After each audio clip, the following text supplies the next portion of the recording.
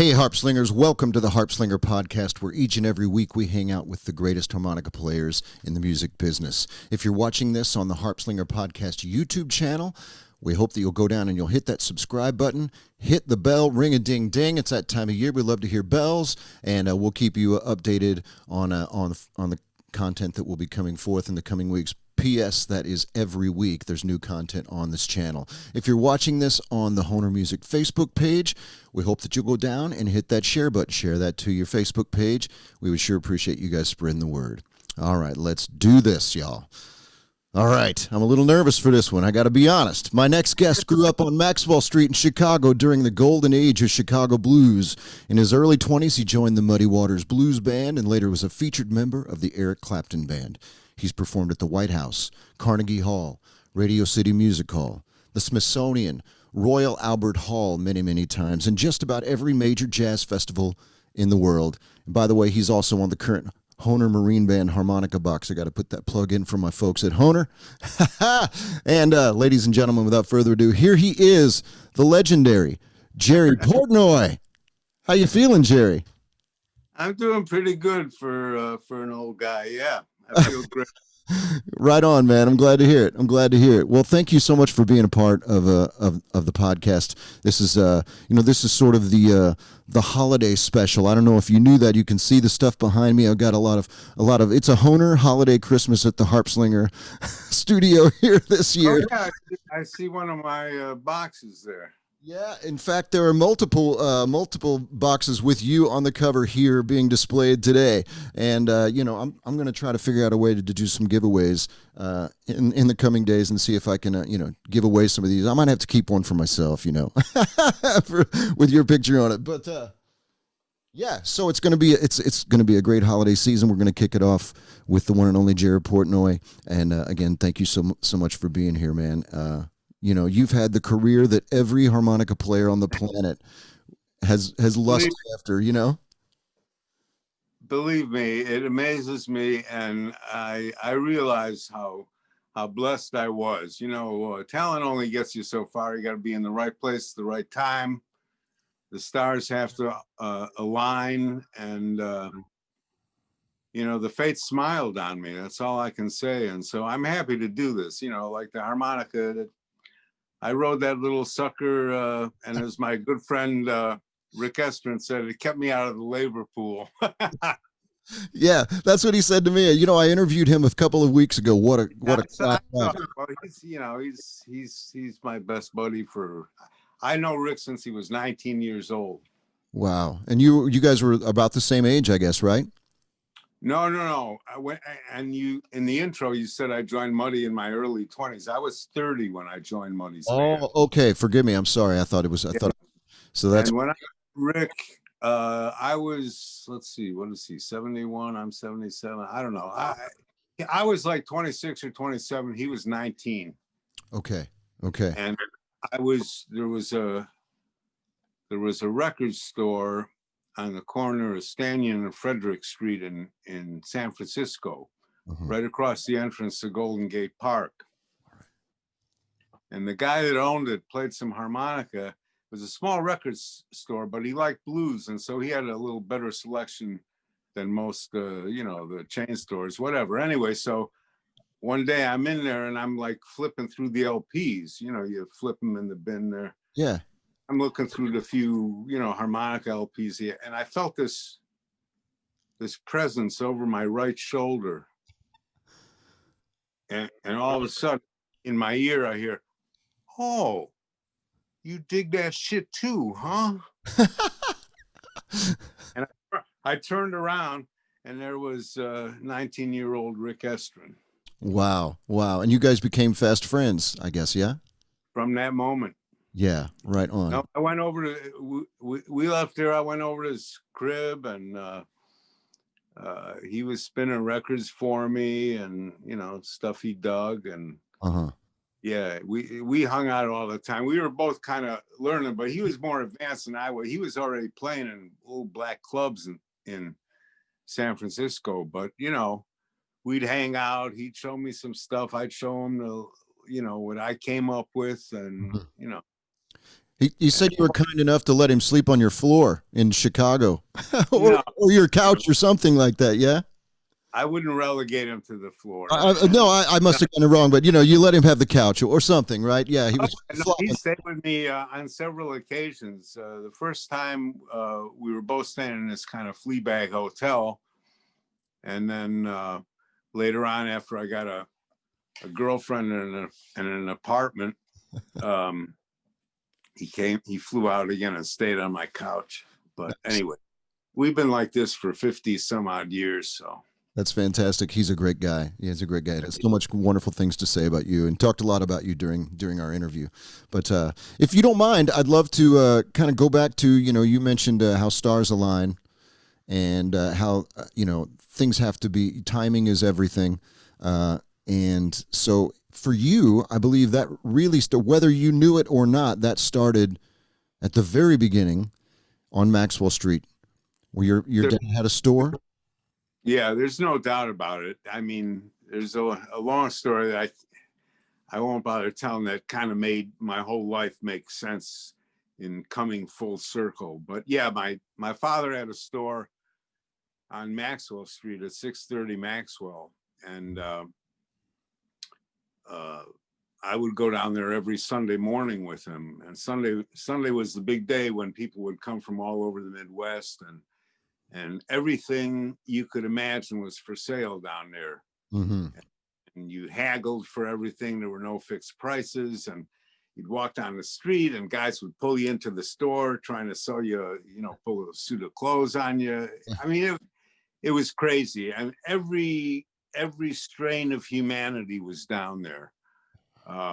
So, people were, talking all kinds of languages, and there were card sharps and performing chickens and musicians and so on and so forth. So there were people playing on the street, and little Walter used to play right down the street from my father's store. And my father's store was at 630 Maxwell. So we were a block and a half from Halsted Street. Now the corner of Halsted and Maxwell was like the nexus of the area.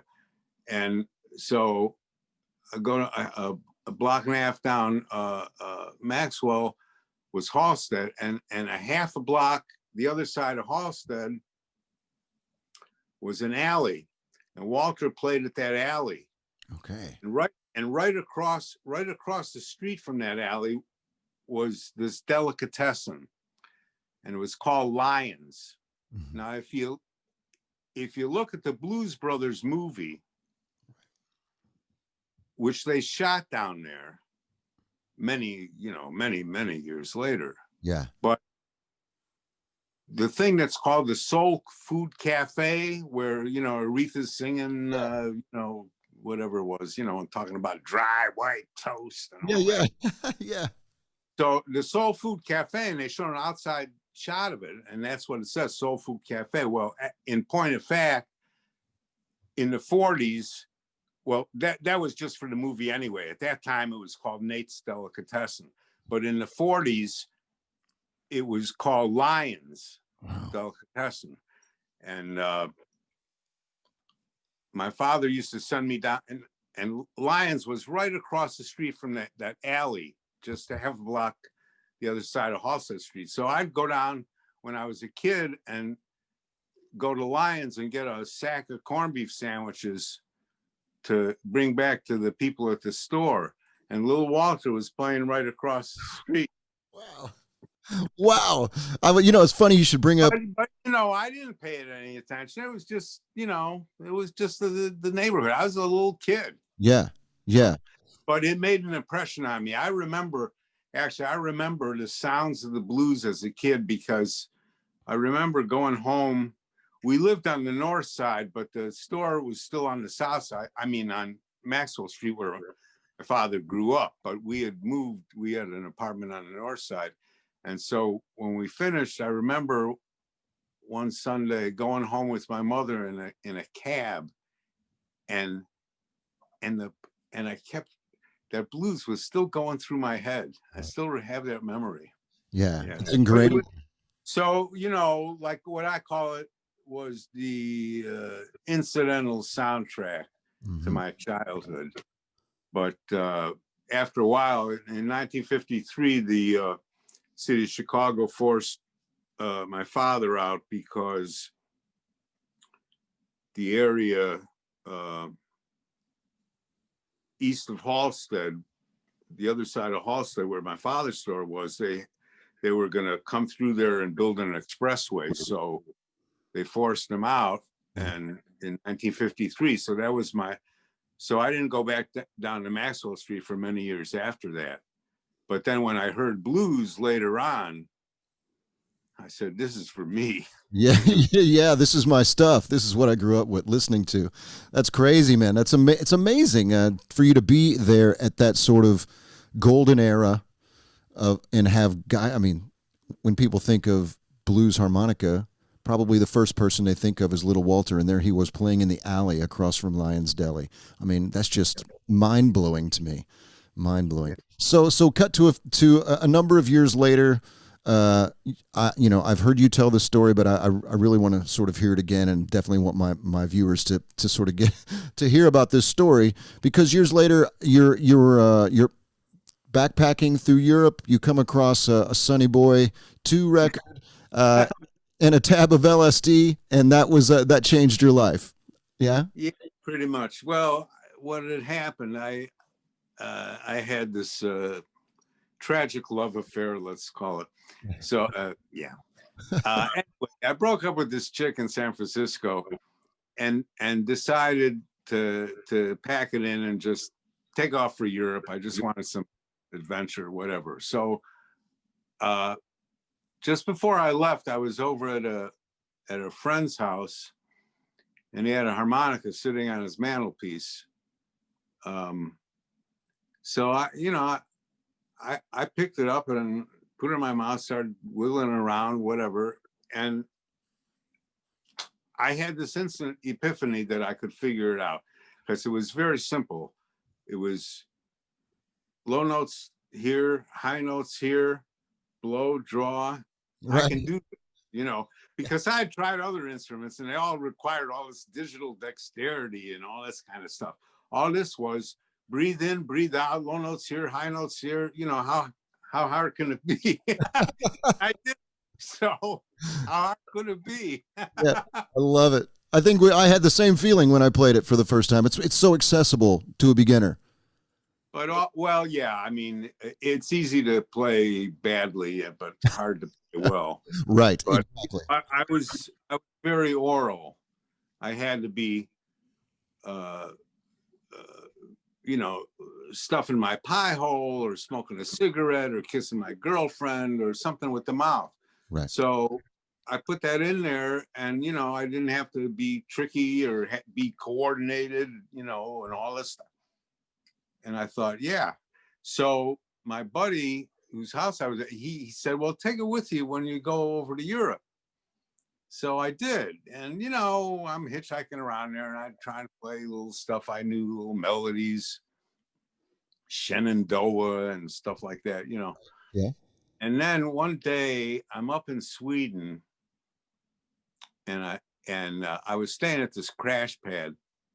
And anyway, I go into town, and I go into this record store, and there's an LP, Sonny Boy Williamson, and it showed him, he was in profile with the harp, Yeah. the long way, like he was going to swallow it. Yeah. And so I bought it, and I took it back to the crib, and I dropped some acid, and I dropped the record on the turntable. Right. It's over. That was I just said, that's the coolest shit I ever heard. And I got to learn how to do that. Yeah. So I made it my business from that moment on to see what I could figure out. Yeah. Today anybody can go to the University of YouTube, and, someone will. Right. Oh, the teaching tools now, I mean, they're terrific players. I have some teaching stuff on Sonic Junction. on the web. You know, there are all kinds of, there's some very good free videos, and there are software like the Amazing Slowdowner, and it's just, it makes it a lot easier. I used to lie on the floor on my back. They used to have these portable hi-fis, they call them. Mm-hmm. It was a kind of like a box, but there's a handle on top, and then you drop down the turntable would drop down, and then speakers would come out like that. Mm-hmm. And you could take them off too.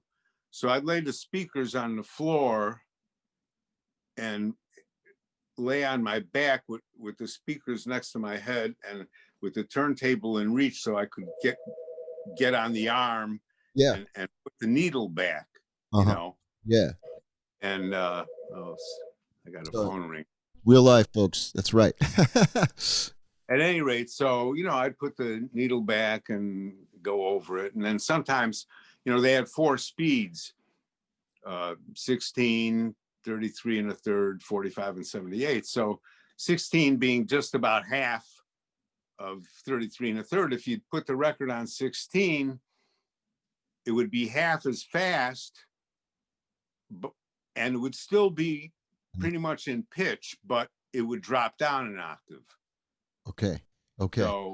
So it would help. I mean, it was like that, but you could, it would help you figure out certain little things. And I was on a mission. Yeah, clearly. I mean, to extrapolate that sort of to the level that you were able to extrapolate the ability to play harmonica the way you do, to just be able to take that off a record. I mean, the harmonica is hard to learn anyway by just watching and listening to somebody, because of course it's all happening inside the mouth. But I mean, to add to that, you're just doing it via a record player, I think is just it's pretty spectacular. It's like magic. It's like magic. So at what? Well, it's all about listening carefully, and that's how to learn music, man. It starts with learning how to listen. Mm-hmm. You know? You can't play something you can't hear. So learning to pay attention to detail when you listen to something is important, you know. Absolutely. So at what point, so after you were hooked in Europe with this record, the Sonny Boy record, you come back to the United States, and what happens then? Because it wasn't too long. I mean, it was really like, it's almost like the Robert Johnson story. You sort of appeared for just a little while, and then all of a sudden you're on the bandstand with Muddy Waters. That's spectacular, right? Well, there were a few years intervening, but not a whole lot. I mean, shit, I picked the thing up in 68, and I was playing with Muddy in 74. So, but I went back to California after I got back from Europe, and I met Sonny Terry out there. And I don't play anything like him. There are a handful of people that can do Sonny justice, you know, but I'm certainly not one of them. But nonetheless, I got to know him, and I would hang out with him, you know, with he and Brownie, and he was so encouraging to me. One time, I mean, he told me I learned really fast, even though I wasn't doing exactly his style. But one day they were playing in Berkeley at a club called Mandrakes, and he was staying on University Avenue, and he was staying at a motel on University, just a couple blocks down the street. So I went over to his hotel to lead him to the gig. So we just walked a couple blocks, and he used to have this shirt custom made with all these little pockets, and all his harps would go in the pockets and he knew where every key was and all that kind of stuff. So during the show, whenever Brown, whatever key was called for, he would grab it. So anyway, he's got his, he's holding on to my arm. We're going down the street, and he pulls a harp out of his pocket and says, "Jerry, this harp taking me all over the world. If you stick with it, it'll do the same for you." Right on. I mean, truer words were never spoken. Well, like I say, those words were the fuel of dreams. Mm-hmm. Oh, right on. Right on. I love that. Well, it seems like in Chicago at the time when you were knocking around, I'm assuming you were doing what most musicians do when they're in a town with great players like that. They're going around and trying to sit in, trying to meet the other players. Chicago seems to be not only Mecca for Chicago for amplified blues, but also it seems like from the stories that I've heard other guys tell, that the players there were really welcoming and accepting and open. Yeah. They were great. They were great. And you never had any trouble. I used to play, in a lot of black clubs, and some of them, they were in rough parts of town. And so the main thing was get as close to the club as you can, so you're not walking on the street much, Right. But once you were inside, there was never any problem. I mean, a lot of times there weren't many white people in there where I was anyway. Mm-hmm. But the musicians were welcoming. And then, of course, really, by the time I got back to Chicago in 1970,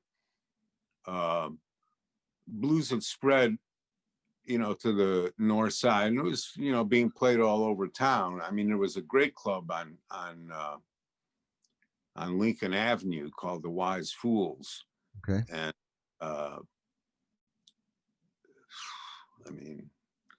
as soon as I got back to Chicago, I remember I was in the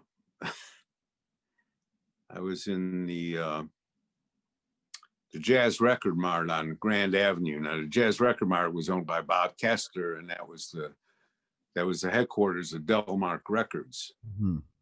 And so anyway, I'm in there, and I see a poster for Johnny Young. Okay. So I had his records. And they said, so it, advertised that he was playing up at, he was going to be playing up at the Wise Fools on Lincoln Avenue Friday night. So anyway, I go up there. Man, as I'm getting to the club, I can hear the music coming out the door, and Big Walter's harp is pouring out the doorway. Right. And so, I give my money to the guy, go inside, and I peek around the corner, and there's Johnny Young on stage, Louis Myers, Dave Myers, Freddie Below. So the Aces, Johnny Young, and Big Walter Horton. Okay. And that was my first week back. Wow, that's pretty powerful. And we talk about sitting in. Now, I played, it was a long time. I never really asked to sit in. The first time I actually played, I'd gone back to see them, several times, and I talked to Walter and asked him if he'd give lessons or whatever, and he gave me his number. I called him up. I want to anyway. There he is, right there. Yeah. So I went over. I would go over to his house. And we would kill a bottle of whiskey, and while I'm going to his house, I'd have the bottle of VO in my pocket, and I'd walk down the street. A gun in there. Exactly. So nobody would, mess with me. Yeah. So then we drink the bottle while I'm telling him, hey man, how do you play this? How do you play that? Mm-hmm. He'd just say, well, it go like this. And, you know, I got Big Walter playing like right here, acoustic. Uh-huh. You know, nothing like it. Yeah. So, right. So anyway, sometime later, I don't know how many months passed, whatever. I go to see same band at the Wise Fools, and I'm sitting at a table in the middle, and Walter's standing on the floor because the stage was kind of small. So you got the Myers Brothers and Belo and Johnny Young up on the stage. Walter's standing on the floor. He walks over to my table and gives me the mic. Wow. I had never played in front of people before. I've been practicing. Yeah. And, you know, so I had harps with me, and I picked out the right one, and I finished the song. And yeah, you're getting all my good stories here. I know. So that's kind of how you sort of broke into the Chicago scene, sitting in with the greats. Yeah, and on that same gig, I finished that first number, and they asked me to do another one. Belo leans over from his drum set. He says, "Can you play Off the Wall?" Okay. So Sure. I said, "Yeah." Now,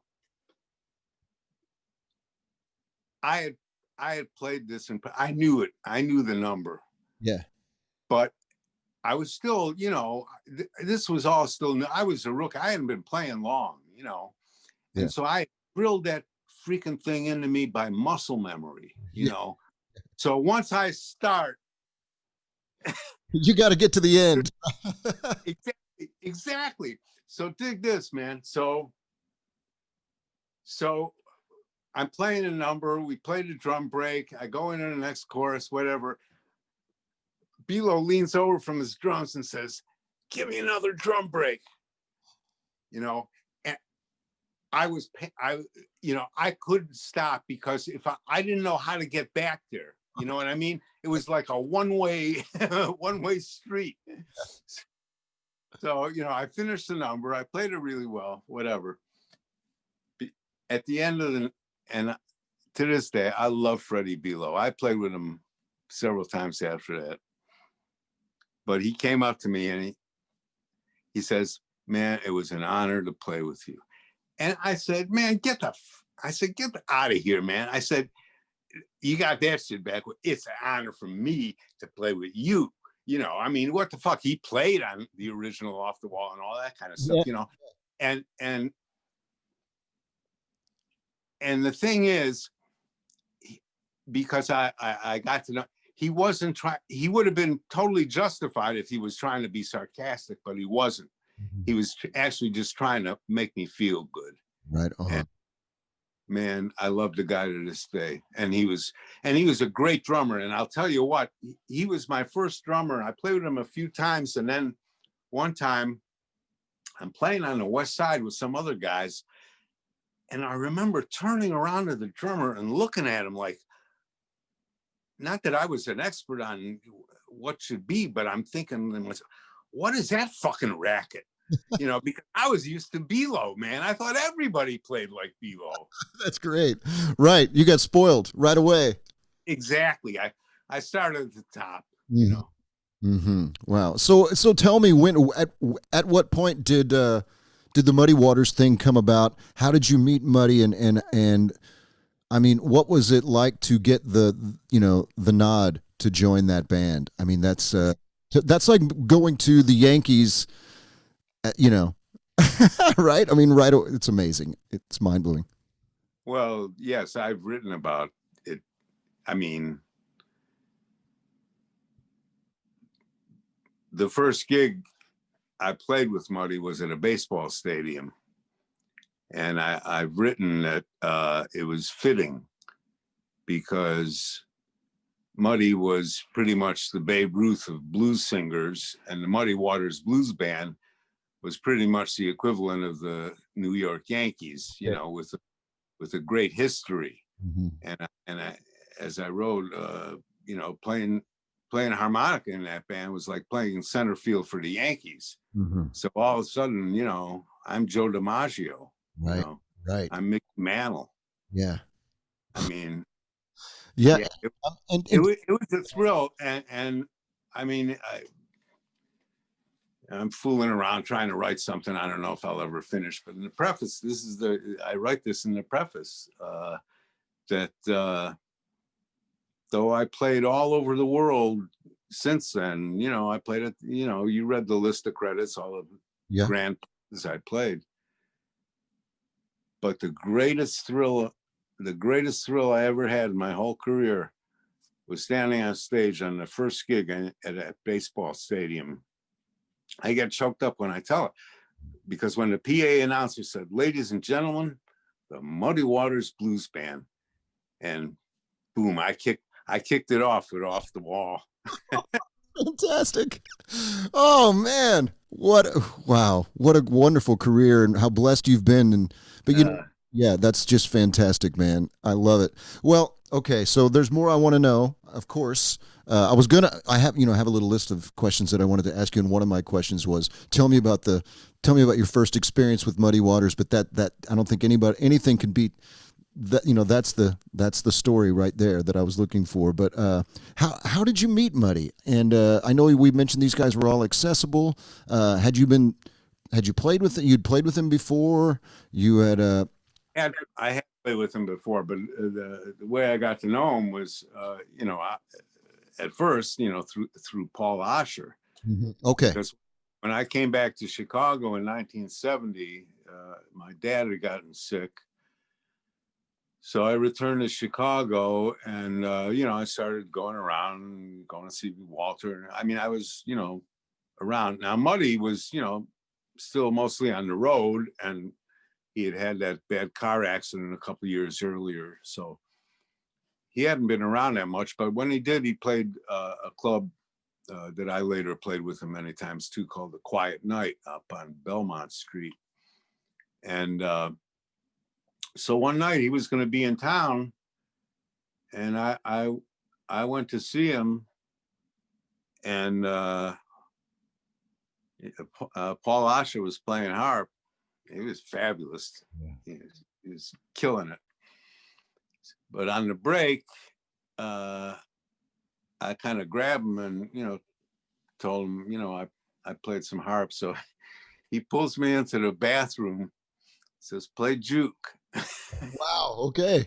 Right. So, well, that was the standard. I mean, that's what you always do. When a guy said he could play, you say, "All right, play, you know, let me hear you play juke." You know, that was the you know, the yardstick, so to speak. So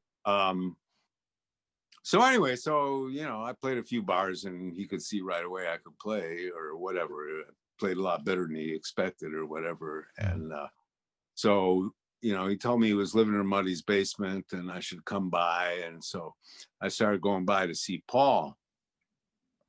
And then every once in a while we'd go upstairs, you know, to see Muddy or whatever. And if Muddy was in a good mood, you know, he'd invite us in and have a seat and give us a glass of champagne, and we watch the Cubs play ball and all this kind of. So he knew me, and he knew I played harp. Then I got the gig. Then I got the gig with Johnny Young, where I was, you know, so I think we might have done a show or something with Muddy at one point. But at any rate, and then, see, Muddy, he was really gracious. You know, because, you know, a pat on the back from Muddy meant something. Absolutely. You know. And I remember one time I was just sitting out in the audience, and I forget what venue it was, but I remember Muddy in the middle of the show says, "Ladies and gentlemen, we've got a very fine harmonica player in the audience. Jerry, stand up, take a bow." You know, it's like being an Ed Sullivan, you know, or something. Oh, that's. You know, and then I did get to sit in with him. I think once previously, and I remember beating myself up terribly afterwards, because my mouth was drying out. I was nervous. I didn't play for shit, you know, and you know, I just knew that I could have done a whole lot better. Yeah. So I don't know, however, a couple of years went by, whatever. Anyway, I stopped playing with Johnny Young. I'd been playing with Johnny Littlejohn. I'd done a stint with Sam Lay. At this point, I was just starting to get a band of my own together, because I remember playing with Littlejohn somewhere on the West Side. The gig only paid 20. They fined us $5 a man because the bass player was late, and I drank up the other 15.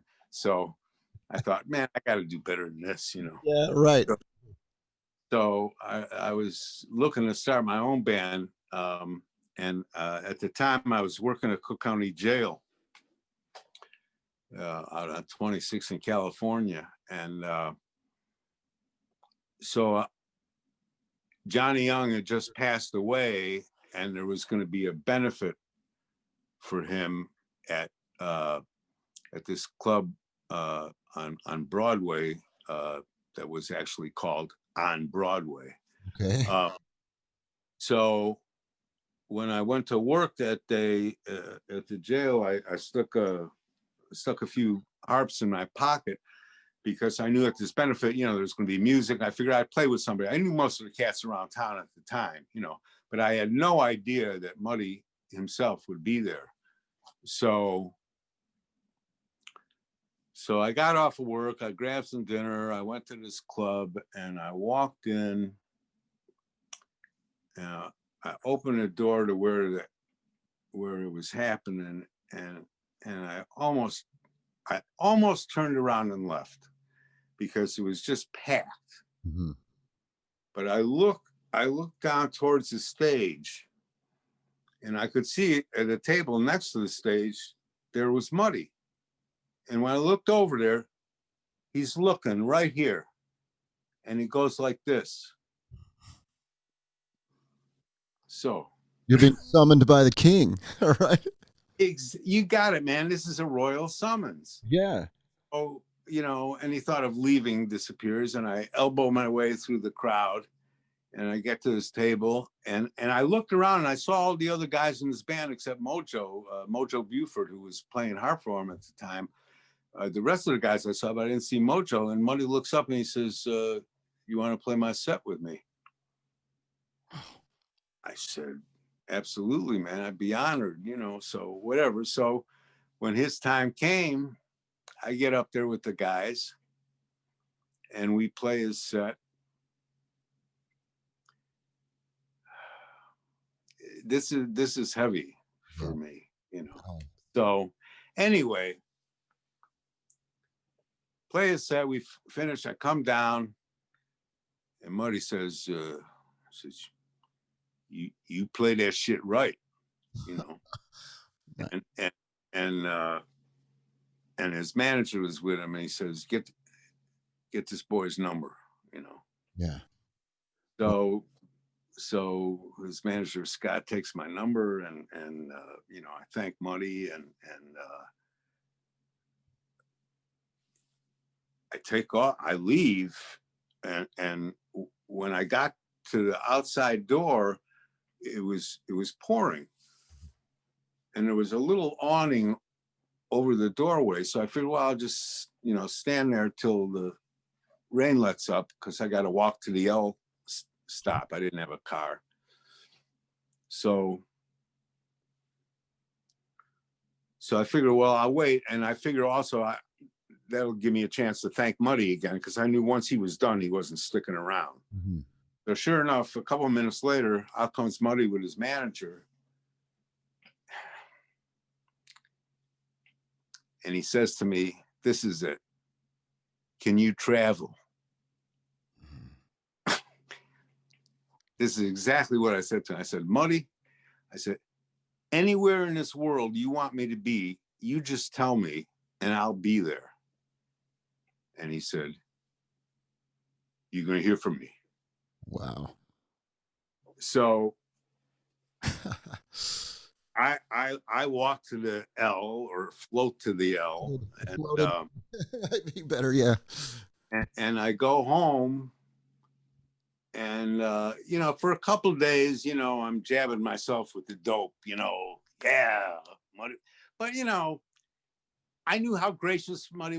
He's making me feel good or whatever, and I didn't know that Mojo would quit anyway.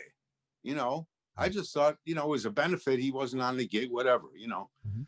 So that was on a Tuesday night. So Friday night, I go to work. I come home from work. I had some takeout, and I'm eating food in my little studio apartment. And the phone rings, and I answer as I had a wall unit, and I pull it, and I say, "Hello."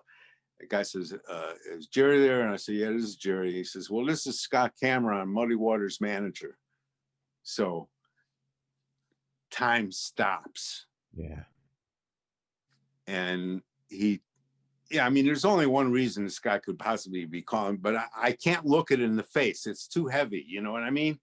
Yeah. I just go blank. Let him talk, whatever, let it unfold. I wouldn't go there. I wouldn't leap ahead, Right, yeah. So anyway, he says, Muddy wants you to call him. Do you have his number? I did. I read it to him. He said, yeah, that's it. He says, he's home. I just spoke to him. So call him right now. And then he says, here's my number. Call me right back after you talk to him. So I hang up. I just go right through, just dial Muddy's number. He picks up the phone. Oh, I said, hey, Muddy, this is Jerry, the harmonica player. And he says, well, we start May 25th in Indianapolis. He said, the boys are playing down at Queen Bee's on the weekend. You might want to go down there and get used to them.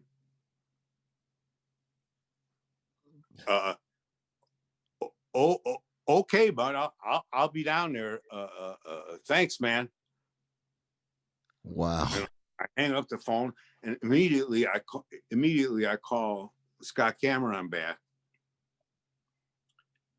And I said, I just spoke to Muddy. He says, okay, well, he says, do you have a passport? I said, no. He says, we'll get one because we'll be playing on the French Riviera next month, And then I said to him, there's no chance that it's falling through, is there? Because I got to quit my job. I said, it's no problem, but I got to quit my job, Right. He said, no. He said, Muddy's word as good as gold. It's a done deal, whatever. So I hung up the phone, man. Then I went completely nuts. I mean, I had this little apartment on Rosewood or something. And anyway, I threw open the door to the apartment, didn't close it. I just threw it open, ran downstairs, out the front door, chugged 4 blocks up Sheridan Road, burst into this record store that this friend of mine owned, and said, Muddy Waters just hired me. Wow. What a moment in your life. What a moment. Jeez Louise. So that's how it happened. That's how it happened.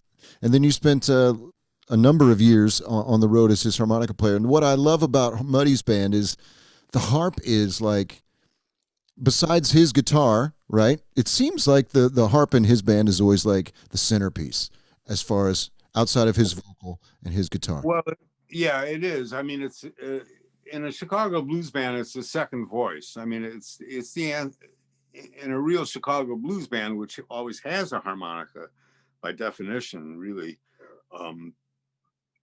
It's the second voice. It answers the vocal. I mean, at least in a harmonica-led band. Walter made the harmonica so central to Muddy's records that at some point on the insert to the 78s, they would say Muddy Waters and his guitar, because people thought Muddy was the harmonica player because that was the dominant sound. Yeah.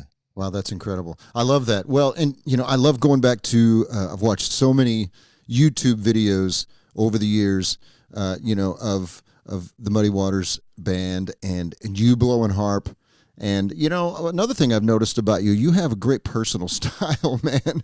You always look great up there. You look like you can play some music, and I appreciate that for one. I'm just like that. But like this guy's got style, man. Not only does he blow his ass off up there, but he looks good doing it. Is that something that you learned from Muddy? Because he looks great too all the time. Well, when I go up there now, I mean, I always, try and look sharp and wear a nice suit and all that kind of stuff, because, I mean, I'm kind of old school that way. The 60s and the hippies and the Beatles and all that kind of stuff, most of that kind of changed the dynamic. Because in the 50s, I mean, pre Beatles and hippies and all the change in the big upheaval in the 60s, when you went to see somebody perform, the performer looked special. They looked different than the audience. Yeah. Okay. In the 60s, they didn't want that dynamic. They wanted to look up there and see some guy that looked just like them. And the guy on stage wanted to be just like the audience. Yeah. Yeah. I don't want to be like the audience. I don't want to be like the great unwashed. I love that. No, none. No. Hey, man, this is the Harpslinger Podcast. You can say anything here. That's why. No, so I like to look sharp. And talking about looking sharp, my boy Rick, he's the king of that stuff. He sure is, man. The shark skin. I used to go see him before he used to go play with Fillmore Slim out at in the Fillmore district there. Yeah. And he'd be choosing which cufflinks to go with his French cuffs, and which shoes look best with this jacket, and right. And Fillmore was a pimp, right? So yeah, big time, real deal. Yeah, right on. So I think I like, other people like to get up there in sneakers and jeans, but that, to me, it's not I don't know. I just can't. I feel you. I mean, I like to do that too. Yeah. Go with the attitude. You got to have some kind of attitude. Right. Absolutely.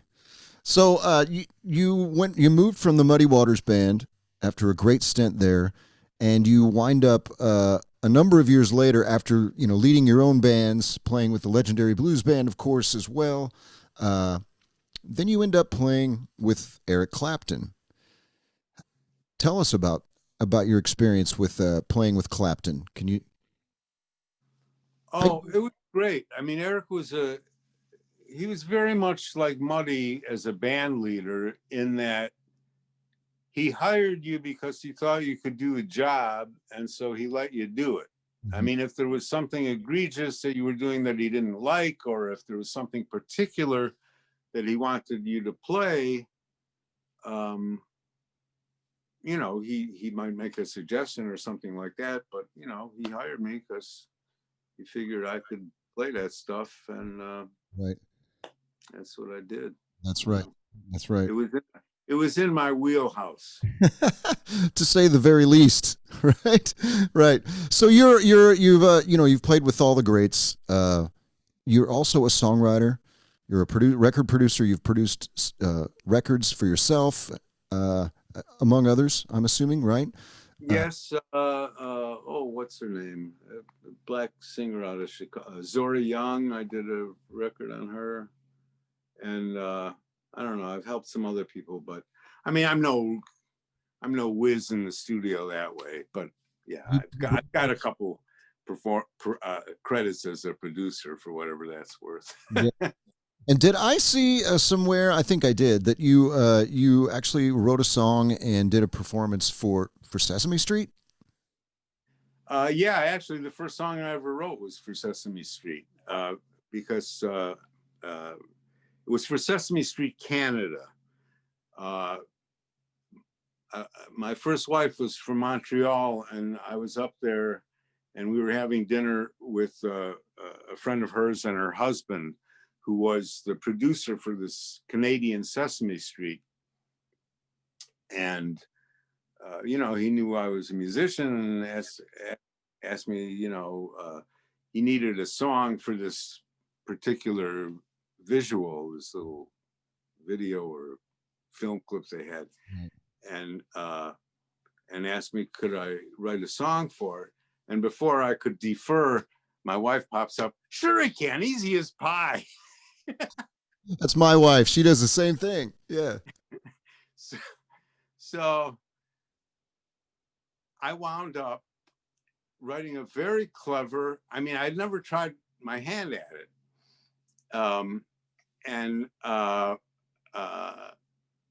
The visual was something about some guy floating up around the clouds and looking down and seeing this and that. And, so I sat down with a sheet of paper. I started just writing down random words that would relate to the visuals. Then I started, a little phrasing and then rhyming them up and then a little twist. And it came together, and I found out, I had a little bit of an aptitude for this.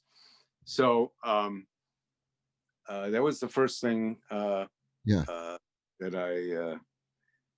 I actually wrote. So I did that thing for Sesame Street, and when we recorded it, oh no, not that. I wrote that, and then later I got hired to do a little musical thing for the letter Z. Okay. And I remember my daughter was like 5 years old at the time, and I got a whole bunch of her friends in the studio around a microphone to say Z, Z, because in Canada, Z. Yeah, absolutely. So you've continued to write songs since then. You've written. Well, I wrote a bunch, for Legendary Blues Band, and for my own records, and Duke Robillard has covered a couple. John Hammond recorded one. Wow. And then I had one of my songs stolen, actually. Really? Yeah. Song I wrote called Crazy About That Thing. And Johnny Dyer recorded it and put his name on it. And then Bharith Rajakumar, do you know who he is? I don't know. Oh, well, you should check him out. He's a tremendous harp player from Montreal. Okay.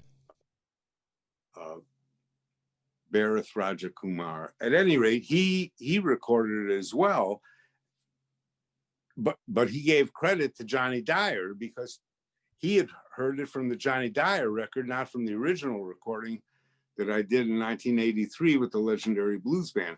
And trust me, trying to unscramble that stuff is like trying to unscramble the egg or put the toothpaste back in the tube. It's a bitch. Right. So, that's tough. But I wrote a lot of verse. I used to write stuff for my daughter all the time, and but I would only write when I had to, and it's not like I would sit around wanting to write songs. Just like Rick, of course, Rick is it's almost like on a hamster wheel when you got a proper career going, and the record company wants, it's time for a new record and promote the record and all this kind of, so that, you have to constantly come up with material. Yeah. And it's not all that easy. And as Rick, somebody asked Rick what his method was, and he said he stares at the paper till blood comes out of his eyeballs, Yeah. He told me it's, a lot of elbow grease. He's always editing and editing and editing. And, well, yes. I mean, we have very similar approaches to songwriting. And as a matter of fact, I busted on him after your show because he told me once that he started writing after he heard this song of mine called Money that I wrote. But we have very similar approaches and standards for writing. I mean, the syllables, they have to parse, they have to fall in the right places so that the words flow properly. And it's got to tell a complete unified story with and especially in the last verse at the end with some kind of little ironic twist that takes the strands of the lyric and ties them up in a little ironic knot. Yeah. I mean, that's to me the perfect song. And of course, Rick is an absolute master. He's the modern day Lieber and Stoller. You know, I mean, his songs, they will stand up. They're clever as hell. Very clever. And he's written some soulful stuff too. No, he's terrific. Yeah, his new record sounds. And also, you know, you have to have a consistency of metaphor. Mm-hmm. You know? So anyway, yeah, I have particulars, and then after you write it, like Rick said, I mean, you just, like all things that you do, you kind of try and winnow it down just to the essential, so that it just stands perfect, so that you can't add something or subtract something without damaging the integrity of the, you know, the product, so to speak. Right. So anyway, I love that. Great songwriting tips from you right there, brother. Hey, we've been on here for an hour exactly, and that's probably a nice time to quit, because you know why? I want to get you back on the show at some point, because you're just you have so many great stories to tell, and you know, you're a legend, and so grateful that you took this hour to spend with me. You know, I hope you'll do it again sometime. I wish you a happy holiday, and you know, a safe holiday. Stay out of COVID's way, and oh no, I'm hunkered down here in my man cave. Right on. So let me ask you, Jerry, once the vaccination comes out and everybody's able to get it, do you have any plans to get back out there and do some more playing in the next year, hopefully, when things settle? Well, I might go overseas at the end of the year. I got an offer in November, but that's a special one. Other than that, I really don't perform very much. And it's a struggle to keep my chops up too, without the incentive, without gigs. I mean, the small muscles that are involved in control, they fatigue easily, just, you know, but you know, I try and pick the harp up enough to keep myself in reasonable shape. So if something really good does come along, I'm not completely out of it. Right, exactly. I'm doing the same thing, you know. It's touring 150 dates a year until COVID hit, and then bam, here I am at home trying to figure it out. That's how the podcast happened, you know, trying to sort of reinvent and find a way to be creative. So I'm trying to play a little bit every day. But I know my chops aren't anywhere near where they were 8 months ago. 8 months ago, it's a little embarrassing. But yeah, you lose it, and there's no incentive to use it now, so it's tough. Right. But you know, listen, I count my blessings. I had a lot of fun. I had my time. Yes, you did. Yeah, you did. You sure did, man. And it's there on Wax, and it's there on. People can actually go to your website, jerryportnoy.com. You have you can buy not a webinar, but online teaching. I have an instructional package. You can't order it over the web at the moment because I've got troubles with PayPal, but they can send a check, and the address is at the website. Great. Fantastic. It's still the best instructional package out there. Right on. I'm going to have to buy that then. Absolutely, man. All right. Bless you, my friend. Thank you so much for being on the Harpslinger podcast. Bless you, and we'll see you around the bend, man. Thanks a lot. Peace. Take care. You too, man.